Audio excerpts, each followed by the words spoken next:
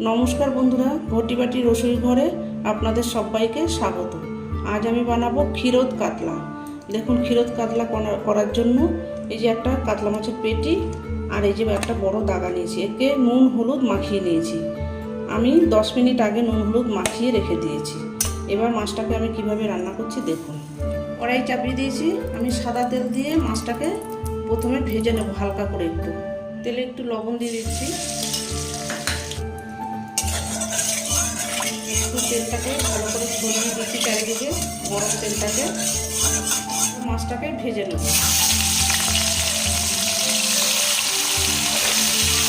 ভেজে নিয়ে আমি আসছি। দেখুন, মাছটা আমার ভাজা হয়ে গেছে। এরকম হালকা করে ভাজতে হবে। এবার আমি মাছটাকে তুলে নেব।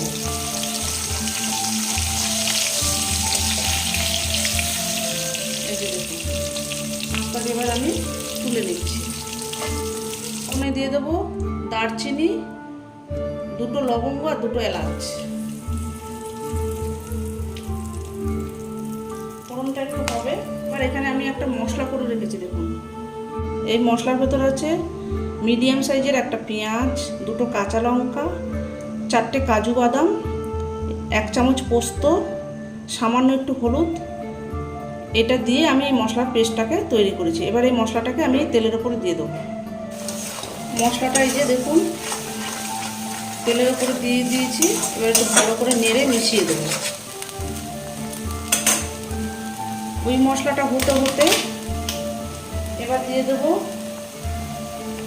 সামান্য একটু রসুন বাটা আর একটু আদা বাটা। এবার এটাকে আবার খুব ভালো করে মিশিয়ে দেবো।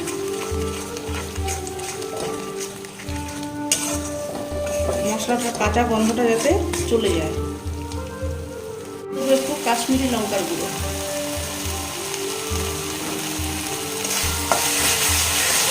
কালারটা একটু হওয়ার জন্য। হলুদটা বেশি দেবেন না, হলুদ ছাড়াই করবেন। মাছের যে হলুদটা মাখানো থাকবে ওটাই হবে। এবার দিয়ে দেবো ফ্যাটানো টক দই। এখানে 2 চামচ পরিমাণ টক দই আছে। খুব ভালো করে এবারে মিশিয়ে দেবো।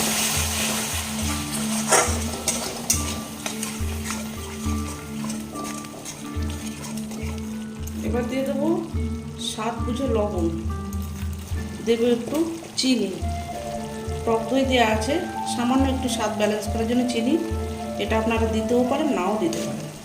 আমি একটু চিনি দিয়ে দিলাম স্বাদটাকে ব্যালেন্স করার জন্য। এবার মশলাটা তেল ছেড়ে ছেড়ে আসবে, ততক্ষণ পর্যন্ত মশলাটা হবে। দেখুন, এই যে মশলাটা তেল ছেড়ে ছেড়ে এসছে। এবার আমি মশলা ধোয়া জলটাকে দিয়ে দিচ্ছি।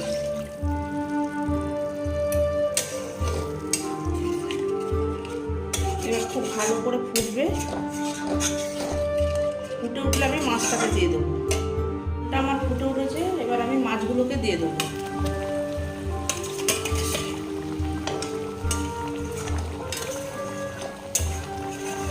মাছটা এবার একটু ফুটবে, তারপরে আমি নামাবো। উপর থেকে দিয়ে দেবো 3টে কাঁচা লঙ্কা, ফ্লেভারটা ভালো হওয়ার জন্য। আর একটু ফুটবে, তারপরে আমি নামাবো। দেখুন, আমার ক্ষীরোদ কাতলা রেডি হয়ে গেছে। এবার আমি নামিয়ে সার্ভ করে দেবো।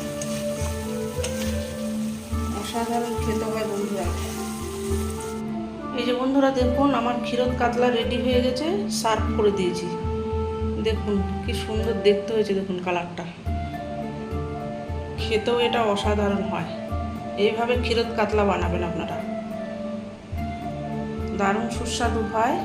এই কাতলা মাছ দিয়ে, ক্ষীরোদ কাতলা দিয়ে অতিথি আপ্যায়ন করবেন।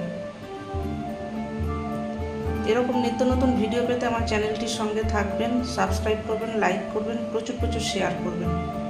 নেক্সট ভিডিও আসার অপেক্ষায় থাকবেন। ততক্ষণ আপনারা সবাই সুস্থ থাকুন, ভালো থাকুন, সাবধানে থাকুন। ধন্যবাদ।